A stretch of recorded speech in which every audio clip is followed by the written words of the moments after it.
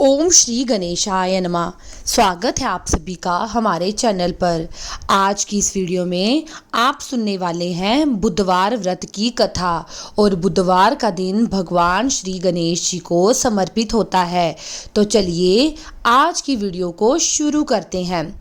समतापूर्ण घर में मधुसूदन नाम का एक व्यक्ति रहता था। वह बड़ा ही धनवान था। मधुसूदन का विवाह बलरामपुर नगर की सुंदर लड़की संगीता से हुआ था। एक बार मधुसूदन अपनी पत्नी संगीता को लेने बुधवार के दिन बलरामपुर उसके मायके चले गए। मधुसूदन ने अपनी पत्नी के माता पिता से कहा कि बेटी को विदा कर दो, पर उसके माता पिता ने कहा कि आज बुधवार है, बुधवार को किसी भी कार्य के लिए यात्रा नहीं करते। लेकिन मधुसूदन नहीं माना। उसने ऐसी शुभ अशुभ बातों को ना मानने की बात कही।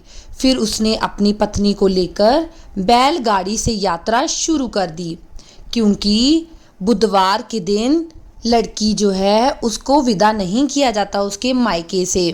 जैसे ही उन्होंने यात्रा शुरू की, उसकी गाड़ी का एक पहिया टूट गया और वहां से दोनों ने पैदल यात्रा शुरू कर दी। रास्ते में संगीता को बहुत प्यास लगी, तो मधुसूदन उसे एक पेड़ के नीचे बिठाकर जल लेने चला गया। थोड़ी देर बाद जब मधुसूदन संगीता के पास पहुंचा तो वह बड़ा हैरान हो गया, क्योंकि उसकी पत्नी के पास उसकी ही शक्ल सूरत का एक दूसरा व्यक्ति बैठा था। संगीता भी मधुसूदन को देखकर हैरान रह गई और वे दोनों में कोई अंतर नहीं कर पाई। मधुसूदन ने उस व्यक्ति से कहा, तुम कौन हो और मेरी पत्नी के पास क्यों बैठे हो? मधुसूदन की बात सुनकर उस व्यक्ति ने कहा, अरे भाई, ये मेरी पत्नी संगीता है।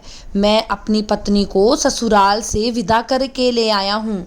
लेकिन तुम कौन हो जो मुझसे ऐसा प्रश्न कर रहे हो? मधुसूदन ने कहा, तुम कोई जरूर चोर या ठग हो जो ये मेरी पत्नी है। मैं इसे पेड़ के नीचे बिठाकर पानी लेने गया था। इस पर उस व्यक्ति ने कहा, अरे भाई, तुम झूठ क्यों बोल रहे हो? संगीता को प्यास लगने पर जल लेने तो मैं गया था। मैंने तो जल लाकर अपनी पत्नी को पिला दिया। अब तुम चुपचाप यहाँ से चलते बनो, नहीं तो मैं किसी सिपाही को बुलाकर तुम्हें पकड़वा दूंगा। दोनों अब एक दूसरे से लड़ने लगे। उन्हें लड़ता देखकर बहुत सारे लोग इकट्ठा हो गए। नगर के कुछ सिपाही भी वहां आ गए। सिपाही उन दोनों को पकड़कर राजा के पास ले गया। उसने राजा को पूरी कहानी सुनाई, पर राजा भी कोई निर्णय नहीं कर पाया। संगीता भी उन दोनों में से अपने वास्तविक पति को पहचान नहीं पा रही थी। राजा ने दोनों को कारागार में डालने के लिए कहा।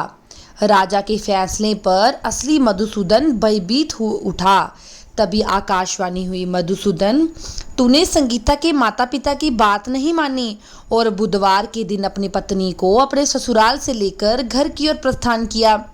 ये सब भगवान बुद्धदेव का प्रकोप है। मधुसूदन ने भगवान बुद्धदेव से प्रार्थना की, हे भगवान, मुझे क्षमा कर दीजिए। मुझसे बहुत बड़ी गलती हुई। भविष्य में मैं ऐसा कभी नहीं करूँगा। फिर मधुसूदन के प्रार्थना करने से भगवान बुद्धदेव ने उसे क्षमा कर दिया। तभी दूसरा व्यक्ति राजा के सामने से गायब हो गया। राजा और दूसरे लोग इस चमत्कार को देखकर हैरान रह गए। भगवान बुद्धदेव की अनुकंपा से राजा ने मधुसूदन और उसकी पत्नी को सम्मानपूर्वक विदा किया। दोनों समतापूर्ण की ओर चल गए।